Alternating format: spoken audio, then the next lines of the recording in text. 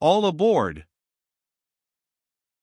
A metallic voice rasped over the loudspeakers and echoed through the lofty marble and aluminum concourse of the new Chicago monorail terminal.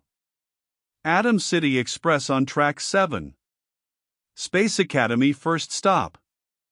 Passengers for Space Academy will please take seats in the first 6 cars.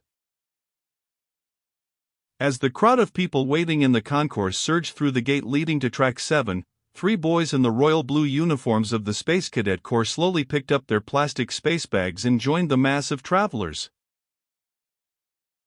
Wearily, they drifted with the crowd and stepped on the slidestairs leading down to the monorail platform. In the lead, Tom Corbett, the command cadet of the unit, a tall, curly-haired boy of 18, slouched against the handrail and looked back at his 2 unit mates, Roger Manning and Astro. Manning, a slender cadet, with close-cropped blonde hair, was yawning and blinking his eyes sleepily, while Astro, the 3rd member of the unit, a head taller than either of his unit mates and 50 pounds heavier, stood flat-footed on the step, eyes closed, his giant bulk swaying slightly with the motion of the slidestairs. "Ha! A real snappy unit," Tom muttered to himself. What?" Roger blinked and stared bleary-eyed at Tom. "Nothing, Roger," Tom replied. "I only hope you guys can stay awake long enough to get on the monorail." "It's your own fault, Tom," rumbled Astro in his bull-like voice. "If your family hadn't thrown so many parties for us while we were on leave, we'd have had more sleep." "I didn't hear any complaints then," snorted Tom. "Just get into the car before you cork off, will you? I'm in no shape to carry you." Seconds later, the slidestairs deposited the 3 boys on the platform and they slowly made their way through the crowd toward the forward cars of the monorail. Entering the 3rd car, they found 3 seats together and collapsed into their luxurious softness. "Oh, brother!" Tom groaned as he curled himself into the cushions. "I'm going to sleep all the way to the academy." "I'm asleep already," mumbled Roger, his voice muffled by his cap pulled low over his face. Suddenly Astro sat bolt upright. "I'm hungry," he announced. "Oh, no," moaned Tom. "Why, you overgrown Venusian ape, Mrs. Corbett gave you dinner less than an hour ago," Roger complained. "Steak, French fries, beans, corn, pie, ice cream." "2 helpings," chimed in Tom. "And now you're hungry." Roger was incredulous. "Can't help it," calmly answered Astro. "I'm a big guy, that's all." He began digging through his space bag for an apple Mrs. Corbett had thoughtfully provided. Tom finally stirred and sat up. He had learned a long time ago the futility of trying to deny Astro's gargantuan appetite. "There's a dining car on this section of the monorail, Astro," he said, slapping a crumpled mass of credits into the Venusian's ham-like hand. "Here. Have yourself a good time." He slumped back in his seat and closed his eyes. "Yeah," growled Roger, "and when you come back, don't make any noise." Astro smiled. He got up carefully and climbed over his 2 sleeping mates. Standing in the aisle, he counted the credits Tom had given him and turned to the front of the car. Suddenly a heavy voice growled behind him. "One side, Spaceboy." A hand grabbed him by the shoulder and pushed him to one side. Caught off balance, Astro fell back on his sleeping unit mates. "Hey!" "What th?" stuttered Astro as he sprawled on top of his friends. The 2 sleepy cadets came up howling. "Astro! What in blazes do you think you're doing?" roared Tom. "Why, you space-brained idiot," yelled Roger, "I ought to lay one on your chin." There was a tangle of arms and legs and finally the 3 cadets struggled to their feet. Astro turned to see who had pushed him. Two men standing at the end of the car grinned back at him. It was those two guys at the end of the car, explained Astro. They pushed me. He lumbered toward them, followed by Tom and Roger. Stopping squarely in front of them, he demanded, "What's the big idea?" "Go back to your beauty rest, spaceboy," jeered the heavier of the two men and turned to his companion, adding with a snarl, "How do you like his nerve? We not only have to pay taxes to support these lazy kids and teach them how to be spacemen, but they're loudmouthed and sassy on top of it." The other man, smaller and rat-faced, laughed. "Yeah, we ought to report them to their little soldier bosses at Space Academy." Astro suddenly balled his fists and stepped forward, but Tom grabbed his arm and pulled him back while Roger eased himself between his mates and the two grinning men. "You know, Tom," he drawled, looking the heavier of the two right in the eye, "the only thing I don't like about being a space cadet is having to be polite to all the people, including the space crawlers." "Why, you little punk," sneered the bigger man, "I ought to wipe up the deck with you." Roger smiled thinly. "Don't try it, mister. You wouldn't know what hit you." "Come on, Wallace," said the smaller man. "Leave them alone and let's go." Astro took another step forward and roared, "Blast off. Both of you." The two men turned quickly and disappeared through the door leading to the next monorail car. The three cadets turned and headed back down the aisle to their seats.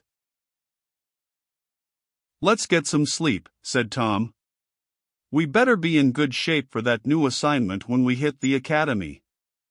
No telling what it'll be, where we'll go, or worse yet, when we'll blast off. And I, for one, want to have a good night's rest under my belt." "Yeah," agreed Roger, settling himself into the cushions once more. "Wonder what the orders will be. Got any ideas, Tom?" "No idea at all, Roger," answered Tom. "The audiogram just said report back to the academy immediately for assignment." "Hey, Astro," exclaimed Roger, seeing the Venusian climb back into his seat. "Aren't you going to eat?" "I'm not hungry anymore," grunted Astro. "Those guys made me lose my appetite." Tom looked at Roger and winked. "Maybe we'd better tell Captain Strong about this, Roger." "Why?" "Get Astro mad enough and he won't want to eat. The academy can cut down on its food bills." "Ah, rock it off, you guys," growled Astro sleepily. Tom and Roger smiled at each other, closed their eyes, and in a moment the three cadets of the Polaris unit were sound asleep.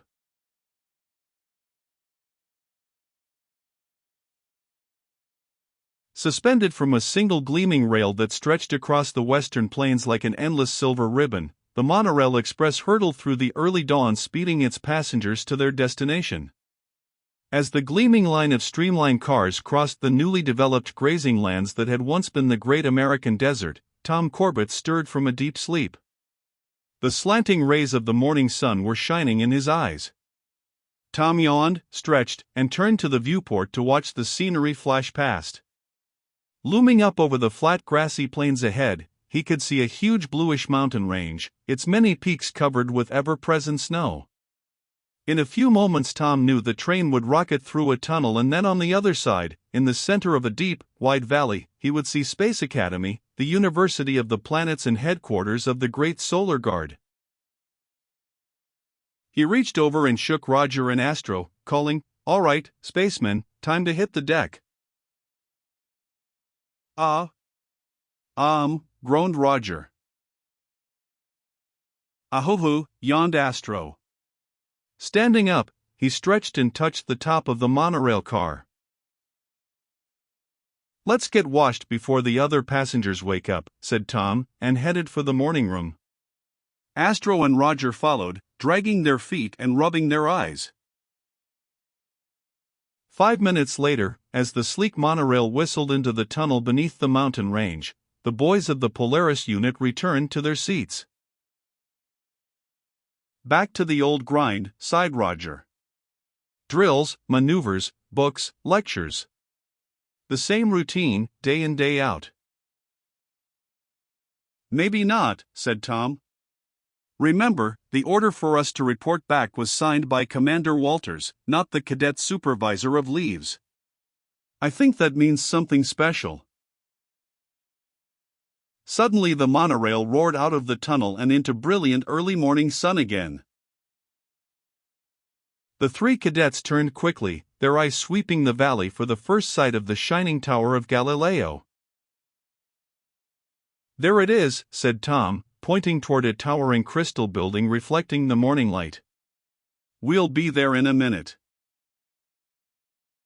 Even as Tom spoke, the speed of the monorail slackened as it eased past a few gleaming structures of aluminum and concrete. Presently the white platform of the Academy station drifted past the viewport and all forward motion stopped. The doors opened and the three boys hurried to the exit. All around the cadets, men and women in the varicolored uniforms of the Solar Guard hurried through the station.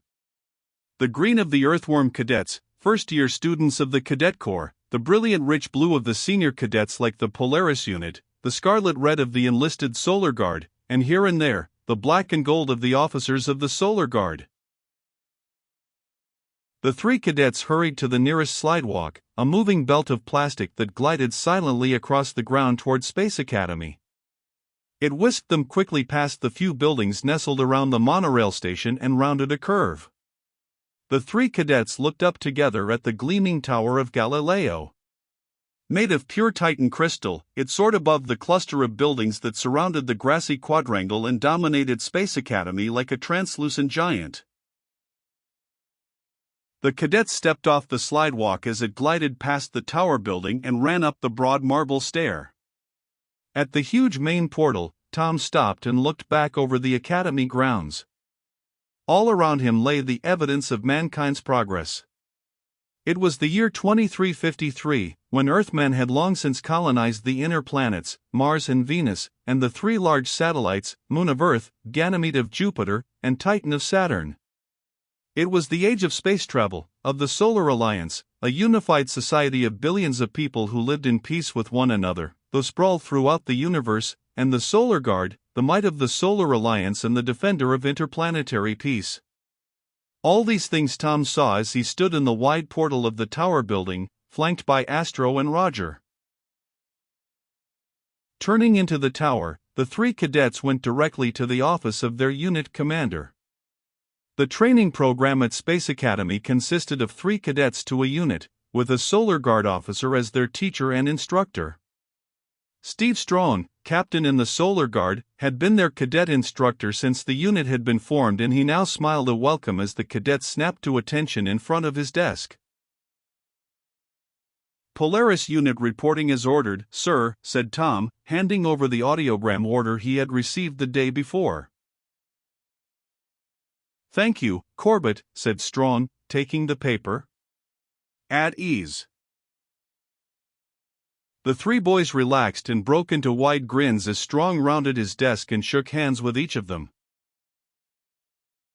"Glad to have you back, boys," he said. "Did you enjoy your leave?" "And how, sir?" replied Tom. "Tom's mother showed us a whale of a good time," chimed in Roger. "And how she can cook!" Astro licked his lips involuntarily. "Well, I hope you had a good rest," said Strong, but was suddenly interrupted by the sound of a small bell.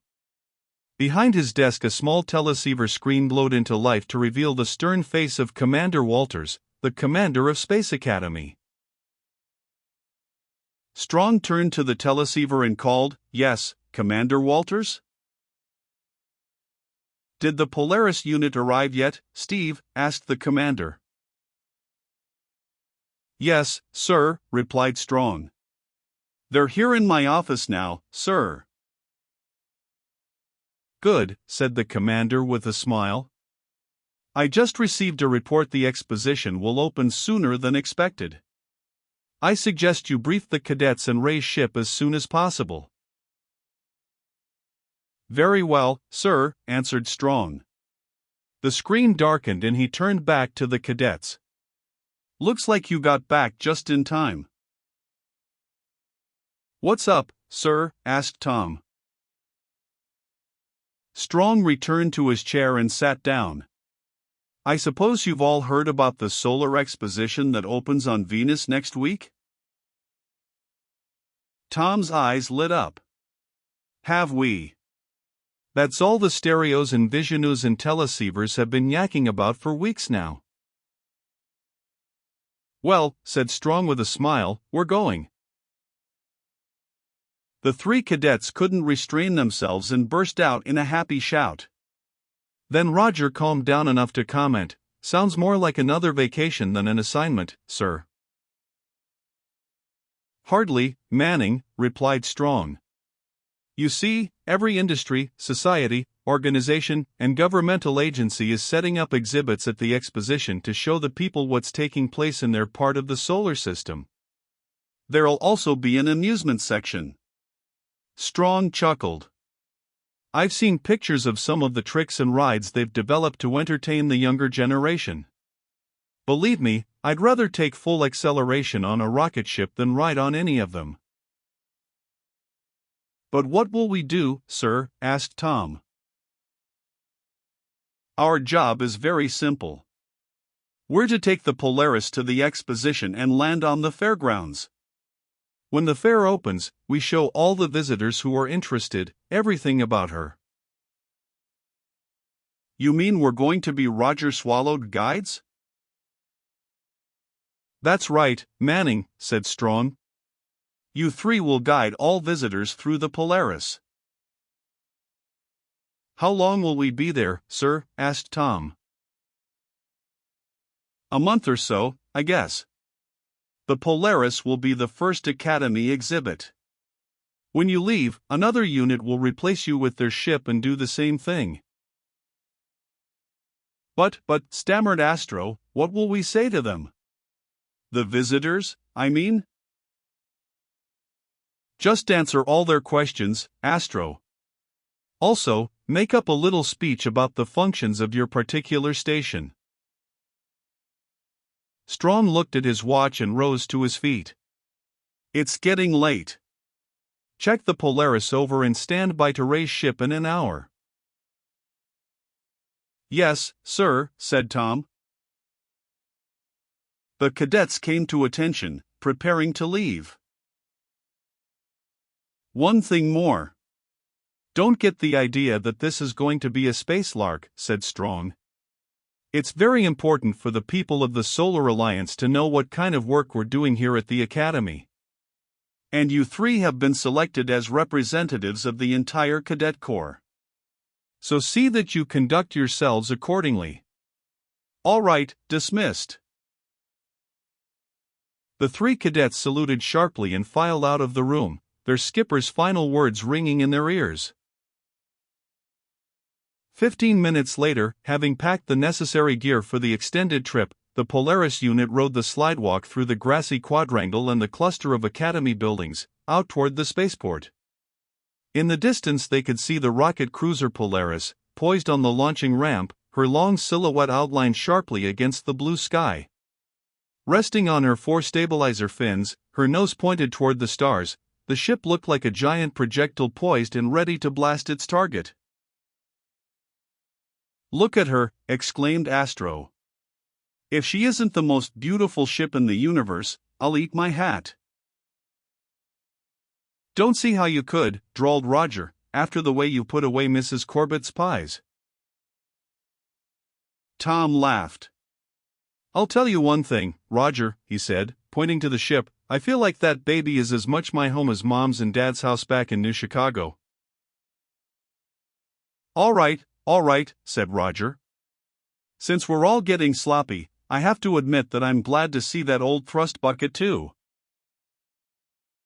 Presently the three cadets were scrambling into the mighty spaceship, and they went right to work, preparing for blast-off. Quickly, with sure hands, each began a systematic check of his station. On the power deck, Astro, a former enlisted solar guardsman who had been admitted to the cadet corps because of his engineering genius, stripped to the waist and started working on the ship's massive atomic engines. A heavy rocketman's belt of tools slung around his waist, he crawled through the heart of the ship, adjusting a valve here, turning a screw there, seeing that the reactant feeders were clean and clear to the rocket firing chambers. And last of all, he made sure the great rocket firing chambers were secure and the heavy sheets of lead baffling in place to protect him from deadly radioactivity. On the radar bridge in the nose of the ship, Roger removed the delicate astrogation prism from its housing and cleaned it with a soft cloth. Replacing it carefully, he turned to the radar scanner, checking the intricate wiring system and making sure that the rangefinders were in good working order. He then turned his attention to the intercom. "Radar bridge to control deck," he called. "Checking the intercom, Tom." Immediately below, on the control deck, Tom turned away from the control panel. "All clear here, Roger." "Check with Astro." "All clear on the power deck." The big Venusian's voice boomed over the loudspeaker. The intercom could be heard all over the ship unless the many speakers were turned off individually.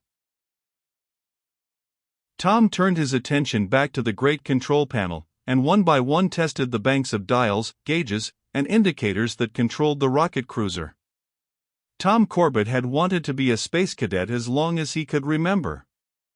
After taking the entrance exams, he had been accepted for the rigid training that would prepare him to enter the ranks of the Great Solar Guard.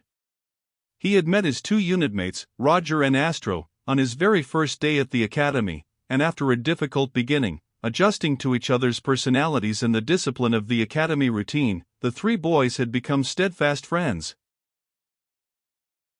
As control deck cadet and pilot, Tom was head of the unit, second in command to Captain Strong. And while he could issue orders to Astro and Roger and expect to be obeyed, the three cadets all spoke their minds when it came to making difficult decisions. This had solidified the three cadets into a fighting, experienced, dependable unit. Tom made a final check on the gravity generator and turned to the intercom. "All departments, report," he called. "Radar bridge checks in OK," replied Roger. "Power deck checks in on the nose, Tom," reported Astro. "Right. Stand by. We blast as soon as the skipper gets around." Tom turned to the teleceiver and switched it on. The screen blurred and then steadied into a view of the spaceport outside. Tom scanned the launching ramp below, and, satisfied it was clear, he switched the teleceiver to the spaceport traffic control circuit. "Rocket cruiser Polaris to spaceport control," he called. "Come in, spaceport control. Request orbit clearance." "Spaceport traffic control to Polaris," reported the traffic officer, his face in focus on the teleceiver screen. "Your orbit has been cleared for blast-off. Orbit number 3847, repeat, 3847, raise ship when ready." "Orbit 3847, repeated Tom. "End transmission." "End transmission," said the officer. Tom flipped off the teleceiver and the officer's face disappeared. At the rear of the control deck, Captain Strong suddenly stepped through the hatch and dropped his black plastic space bag on the deck. Tom got up and saluted sharply. "Polaris ready to blast off, sir," he said. "Orbit cleared." "Very well, Corbett," replied Strong, returning the salute. "Carry on." Tom turned back to the control board and flipped on the intercom. Control deck to power deck. Energize the cooling pumps. Cooling pumps, said Astro.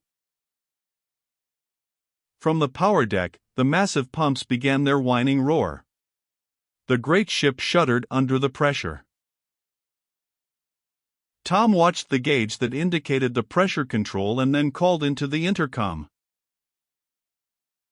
Radar bridge, do we have a clear trajectory? All clear forward and up, Tom, reported Roger from the radar bridge. Strap in for blast-off, bawled the curly-haired cadet. Captain Strong took his place in the pilot's chair next to Tom and strapping himself and snapped out, feed reactant. Spinning a small wheel at the side of the control panel, Tom reported, feeders at D9 rate, sir. Then, as the hiss of fuel pouring into the mighty engines of the ship blended with the whine of the pumps, Tom snapped out a third order. Cut and take off 6 yards. Receiving acknowledgement from below, he grasped the master blast-off switch and watched the sweeping hand of the astral chronometer. Stand by to raise ship, he yelled. Blast-off minus 5, 4, 3, 2, 1, 0. He pulled the switch. Slowly, the rockets blasting evenly, the giant ship lifted itself free of the ground. Then, gaining speed, it began rocketing away from the Earth. Like a giant shining bullet, the great spaceship blasted through the dark void of space, her nose pointed to the distant misty planet of Venus. Once again Tom Corbett and his unit mates had embarked on a mission for the Solar Guard.